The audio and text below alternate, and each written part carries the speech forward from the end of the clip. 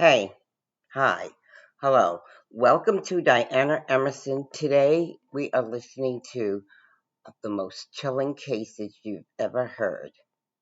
My name True is Elizabeth Davis. documentary. I am the owner of the Prime Enterprise Group, and I'm a business coach and strategist.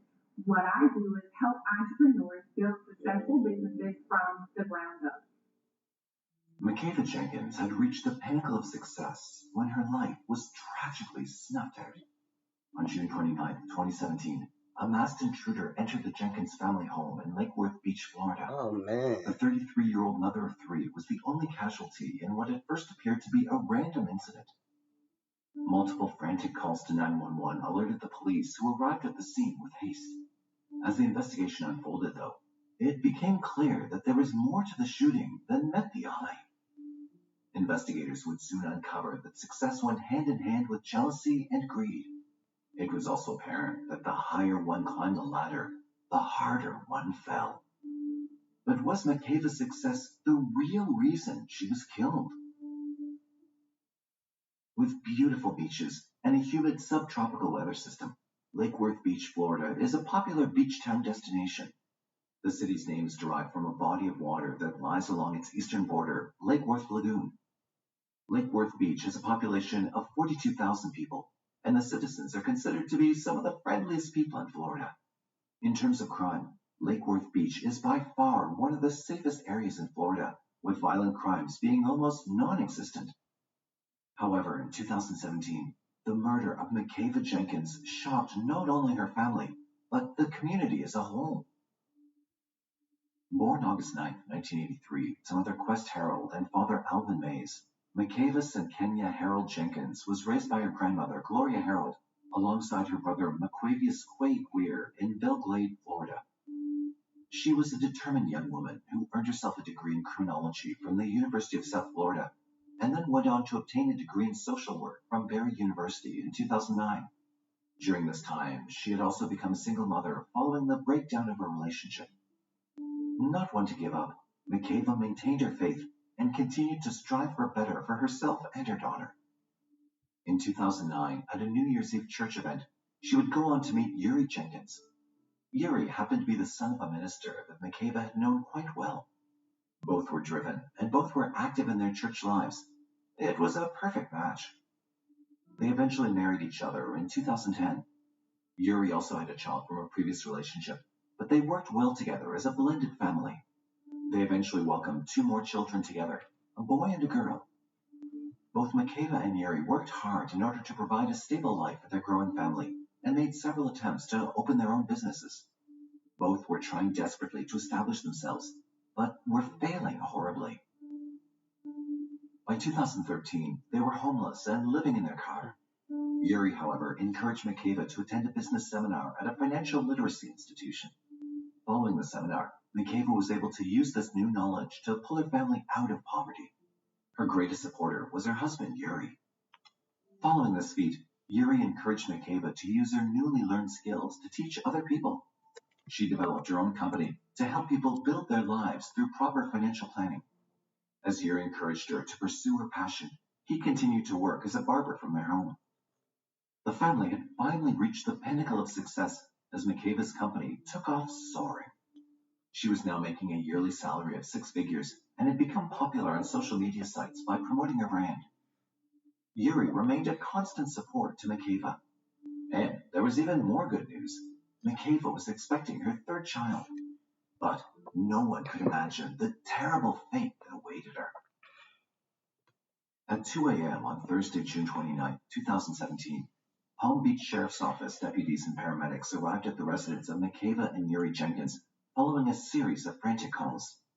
Inside, the scene was chaotic. 3 adult men stood in the living room and pointed deputies and paramedics to the second-floor bedroom, talking over each other about a man in a mask and a shooting. When paramedics entered the main bedroom, they found a woman lying in bed with a single gunshot wound to her head. They identified her as Makeda Jenkins. She was still breathing and gave a slight cough as the paramedics stabilized and rushed her to the nearest hospital for treatment. Deputies turned their attention to the 3 men who offered up their version of events. According to Quay Greer, Makeda's brother, he was in the garage with Makeda's husband Yuri getting a haircut. Yuri owned and operated a barber shop from the garage and often had friends and family over late into the night. Shortly after 1:30 a.m., Yuri's friend Dmitry Dale arrived to hang out with the two men. As they started talking, another figure approached the garage and started shouting at them to get on the ground. The man was wearing all black from head to toe and had a mask on to conceal his identity. At first, Quay believed it was a prank, until he pointed a gun at them and started asking for Quest, his mother. The man insisted that Quest had owed him money. Confused, the three men tried to talk him down, but he was refusing to listen. He then forced them to go inside the house, and Dmitry asked the man to let them send the children outside, to which he agreed. The gunman then took Yuri upstairs to the bedroom before coming back down to demand Dmitry hand over his car keys. The masked man returned to the bedroom upstairs as Quay followed quietly behind. Outside, he saw his brother-in-law Yuri standing silently to the side of the door, looking nervous. It was then that both men heard the unmistakable popping sound of a gunshot. The masked man then ran out past the two standing in the hallway and past Dmitry downstairs. He then fled the crime scene using Dmitry's car. As investigators wrapped up their questioning, they received the bad news. Makeva had passed away during surgery at the hospital. The community was in shock. These kinds of crimes did not occur in their quiet neighborhood. I feel a little upset because it happened right down the street. For whatever reason it happened, it happened. It's unfortunate for the children. But we're just worried. We want to know what's going on, what really happened. Hopefully they'll come out. Hopefully they'll catch the person who did this. Because they really did need to catch him. Because it was unfortunate to leave a 12 or 6 and a 1-year-old without a mother. Shock, surprise. This kind of thing happened in this community. The incident initially looked like a robbery gone wrong. But as police looked through the house, they noted the amount of valuables that were left out in plain sight. No wallets were taken, no electronics, and no jewelry. The only thing taken was Dmitry's car, which was found abandoned a few miles away from the crime scene. The next thing investigators did was question Quest Harold, Makeva and Quay's mother. When she spoke to police, she told them that she had no bad blood with anybody, nor did she owe money to anyone. She also told them that she hardly stayed over at Makeva's home. Quest, however, offered investigators a possible reason for the targeted shooting of Makeva. She explained that Makeva had built her business from the ground up and in some way made enemies unwittingly along the way. This may have been compounded by her regular Facebook posts that documented her successful rise from rags to riches. When investigators looked through Makeva's social media, they discovered posts made just days before the shooting regarding Makeva's 6-figure annual income and how far she'd made it. What they also discovered was that Yuri's ex-girlfriend, Courtney, had been owed thousands in alimony. Investigators looked into the relationship between Courtney and Makeva and discovered that there was no love lost between the two. Courtney was asked to go down to the police station for questioning. She explained that she did have personal issues with Makeva and Yuri for a lack of child support payments, but she would not have gone as far as to kill Makeva. She provided a solid alibi, and investigators conducted a background check on her. They concluded it was not possible for her to be involved in Makeva's murder. Makeva was laid to rest on July 8, 2017, at the Palm Beach Memorial Park Cemetery. At her funeral service, her family celebrated the life that she'd built for herself. As days passed, Yuri spoke to the media and told them about Makeva's strong personality and her loss as being a blow to him and the community. She was a good mother. She kept me level. How do you want people to remember Makeva? She was an entrepreneur. She was that. I'm an entrepreneur, and we just clicked together. My wife was a good wife. She was a good mom. She was an entrepreneur. She came from nothing to something. On what would have been Makeva's 34th birthday, the Palm Beach Sheriff's Office, together with Makeva's family, made a heartfelt plea for answers and leads regarding her senseless murder. My name is Detective Oliver of the Sheriff's Office. I'm the lead investigator into the murder of Makeva Jenkins. I will make a brief statement, but I won't answer any questions regarding this open investigation. This is a public plea for anyone out there who has information regarding the murder of Makeva.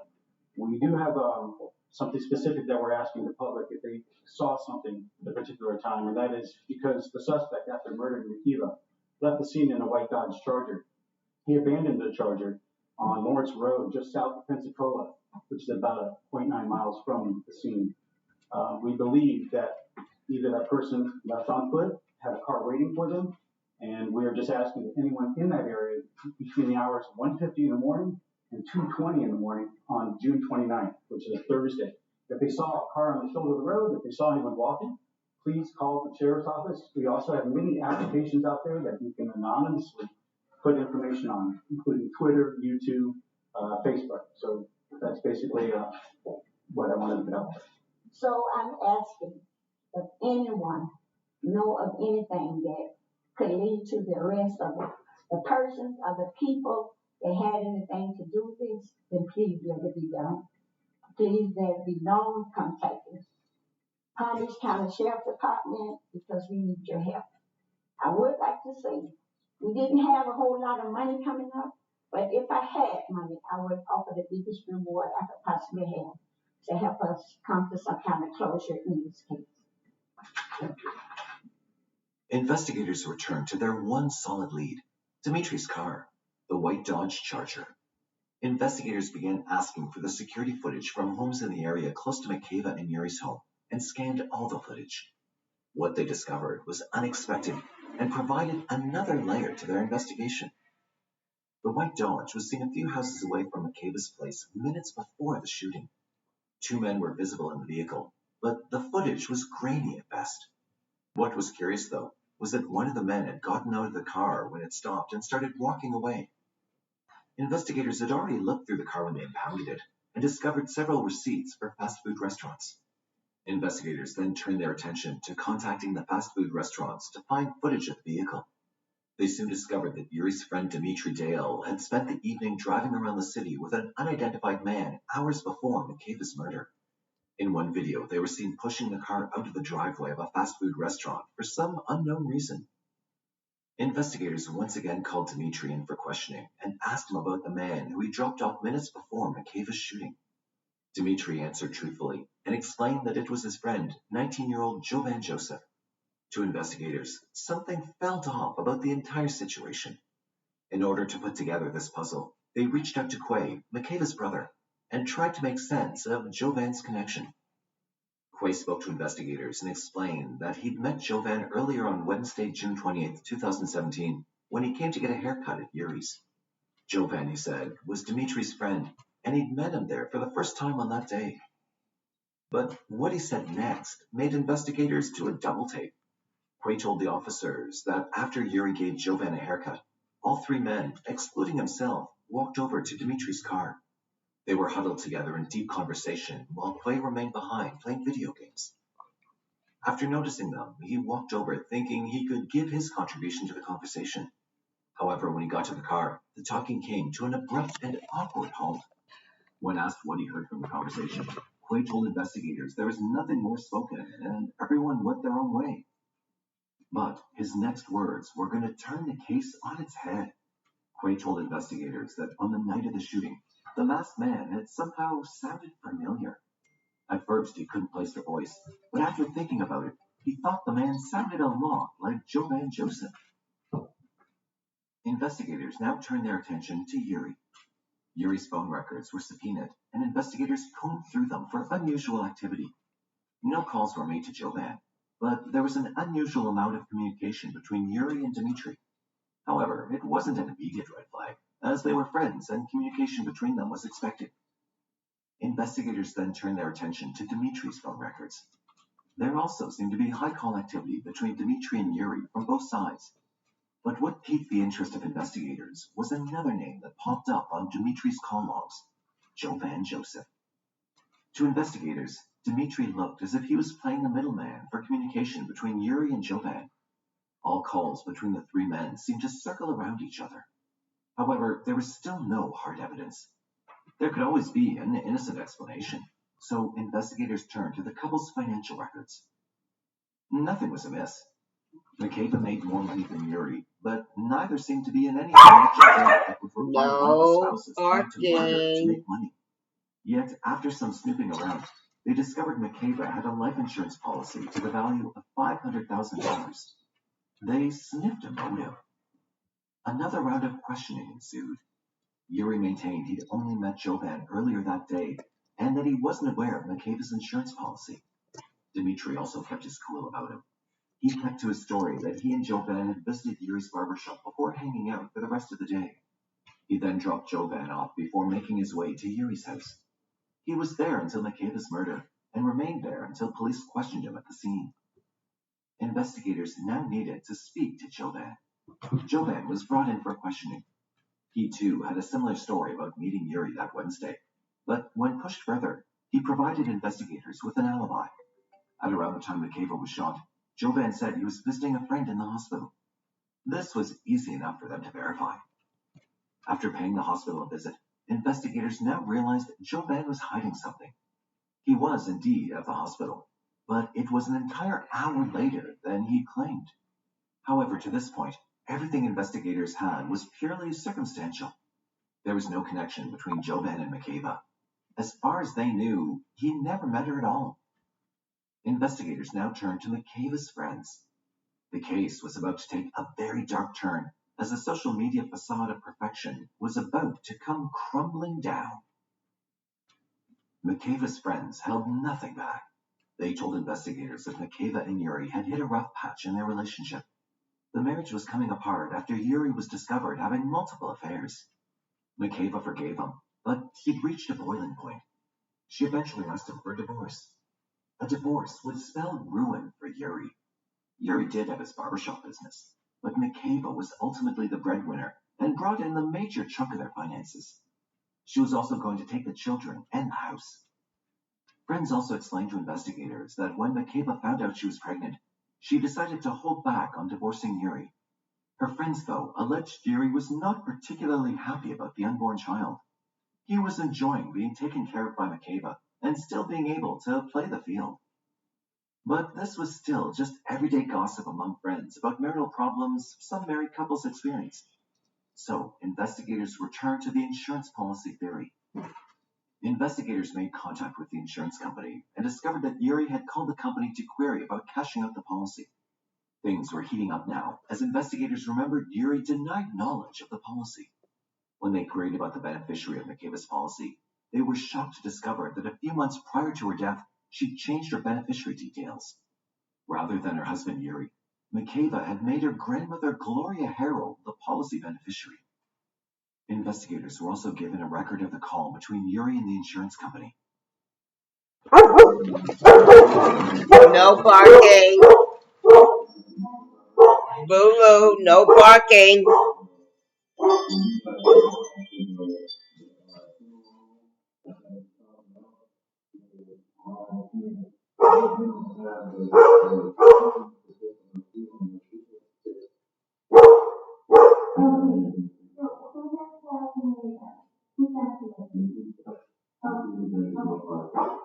That's enough now.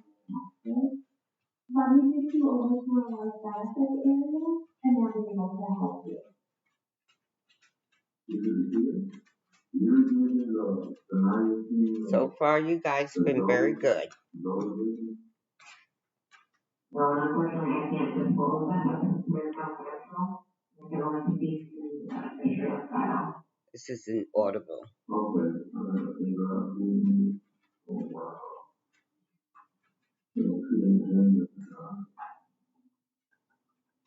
On the call, Yuri was told that only the beneficiary could make the claim on the policy, and he kept telling the insurer that he was Makeva's husband. The insurer then explained that Makeva had made the change months earlier. On the recording, Yuri sounded surprised by the sudden changes Makeva had made. Investigators realized that Makeva hadn't told Yuri about the change in the policy. And now, all fingers were pointing to Yuri Jenkins. Investigators believed they were closing in on catching the person responsible for Makeva's murder. The puzzle pieces were falling into place, but they still needed concrete evidence. They decided to question Dmitri Dale once again. This time, though, they had phone records, surveillance footage, and receipts from the fast food restaurants he visited hours before Makeva's murder.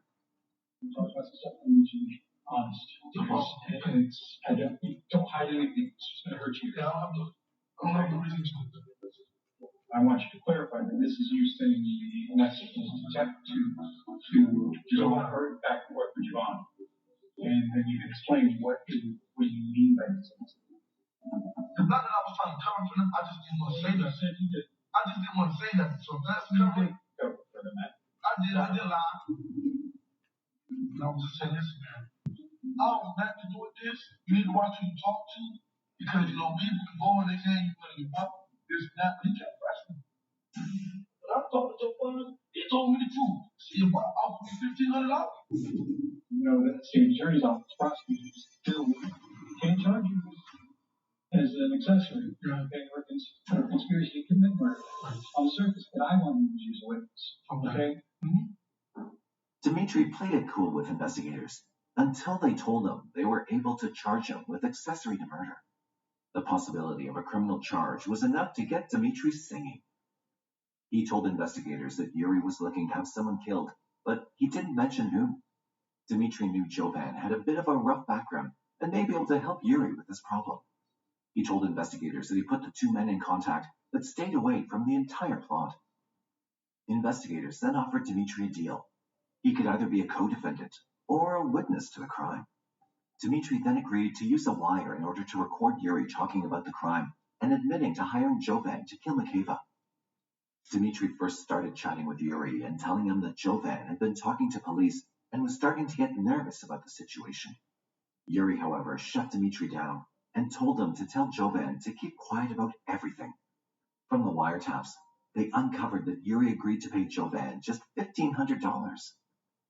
Dimitri went on to record more conversations between himself and Yuri.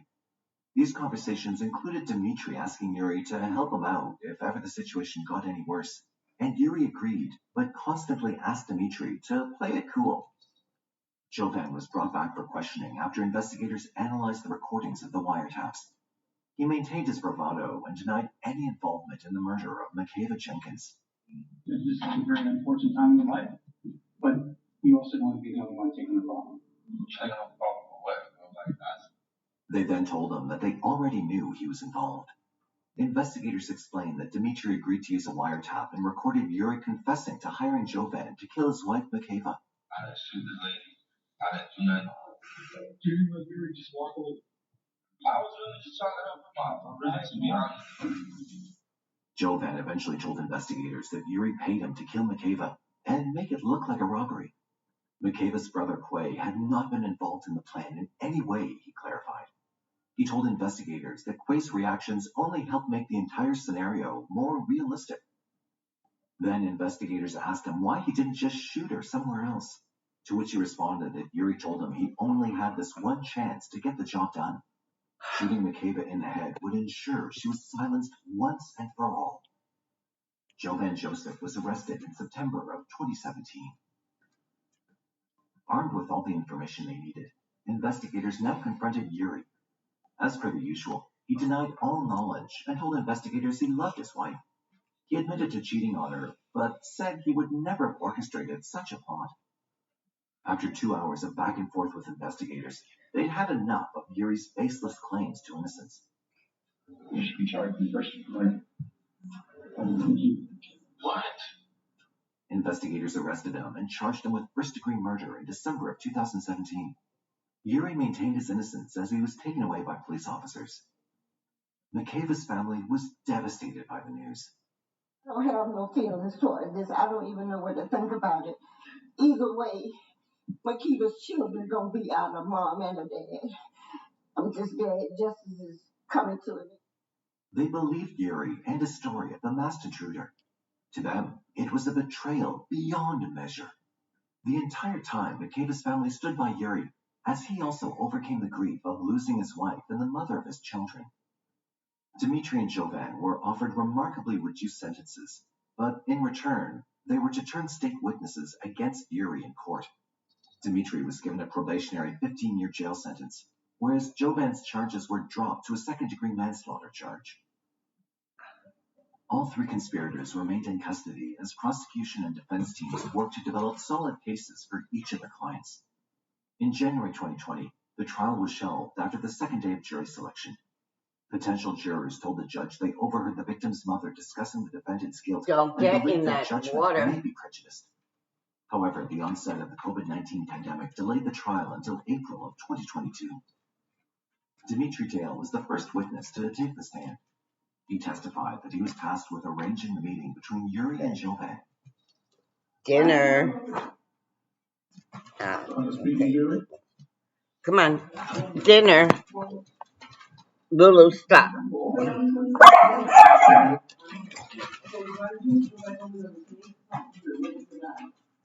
Well, he had, told me some things, and so I went over there to really kind of speak to him.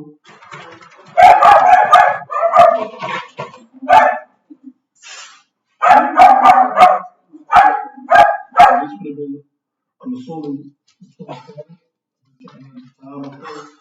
it would have been after I got my haircut. It could have been around. It could have been too late, but about midnight. The Lord definitely was after I got my haircut.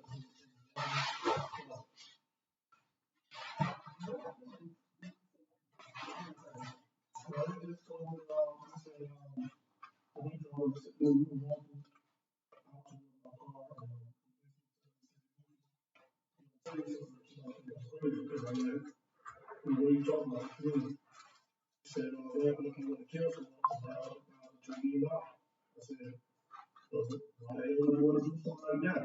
He said, and I said, who? Then he said, Paul Davis. I said, with that? No. I just, I thought that was absurd. I thought it was crazy.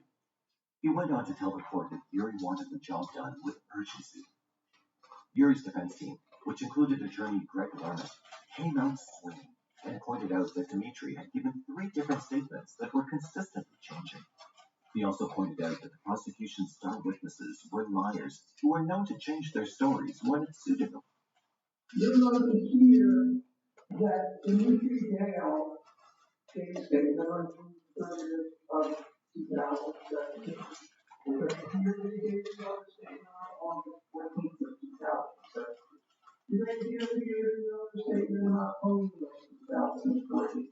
He was doing all kinds of statements, making all kinds of statements that are consistent and inconsistent with each other. They have to testify to the satisfaction of the jury, of the prosecution. They have to testify in a way that convinces the prosecution that there is a truth. Yes, I am in excruciating pain. Despite the fact that they have a history of not telling the truth despite parents. Despite the fact that neither of them can agree on what allegedly happened, what is the story that they're supposed to be telling about. Jovan then took the stand and explained his part in the entire plot. He told the jurors that he was offered $20,000 to kill Makeva and was given an upfront payment of $10,000. And on that day, you said this is right before you were leaving, is when you got paid the money, correct? And you were sitting in the car when you testified, and Mr. Jenkins handed you $10,000 in cash. Isn't it true he also handed $10,000 in cash to Mr. Dale? That's what I assume, yes. Well, he handed a pile of cash to Mr. Dale. Yes, sir. You didn't count Mr. Dale's cash, right? But you assumed it was the same amount as yours. Yes, sir. Because they're about the same height?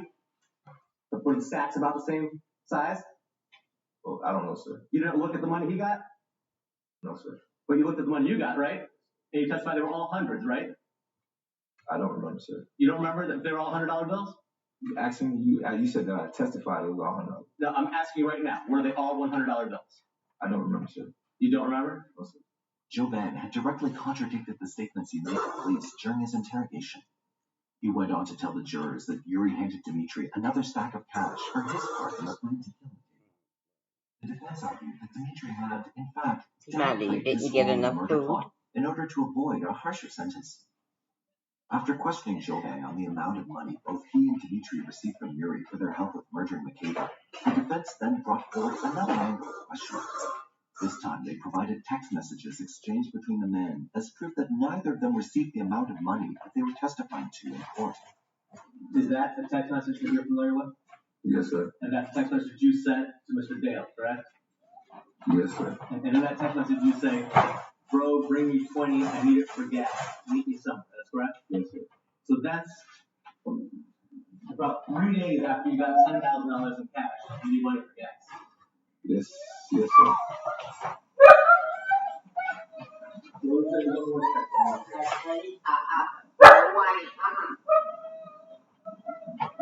July 2nd, 2017 at 12:54 p.m. That's about 5 minutes after your text. Do you recognize that message? Yes, sir. And that's a message from Mr. Dale to you, correct? Yes, sir. And he replies, I have no money for you. I'm broke and I'm bringing this car back, correct? That's Dale. Dale to you, correct? That's in response to you saying, give me $20. He's saying, I don't have it. I'm broke. Is that correct? The same day, July 2nd, 2007. About 5 minutes after your text. Yes, sir. Do you remember that? The next point that was raised by the defense team was the story behind the gun used in the murder. The defense pointed out that Dimitri Dale told police that the gun was provided by Yuri. Jovan, however, contradicted this statement when he testified that he'd bought the gun from a locally known drug dealer for $60. When you got that money at that time, you didn't have the gun yet, correct?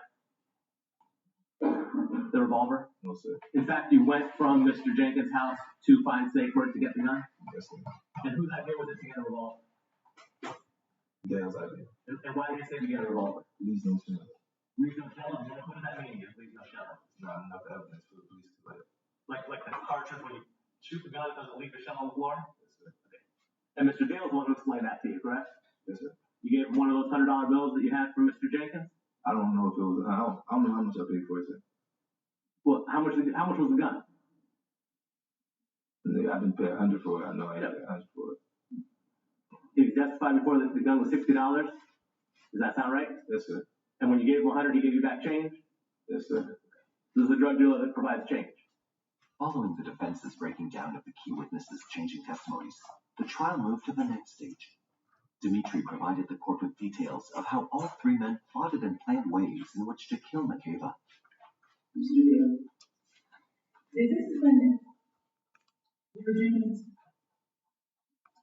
did he give you, Javon Joseph, access to his house on June 29, 2017 in the early morning hours? Did this defendant tell you that he wanted his wife killed, destruction of evil? I'm asking him, I'm sorry. Did this defendant tell you that he wanted his wife killed? Did this defendant have a discussion with you and Jovan Joseph about killing his wife?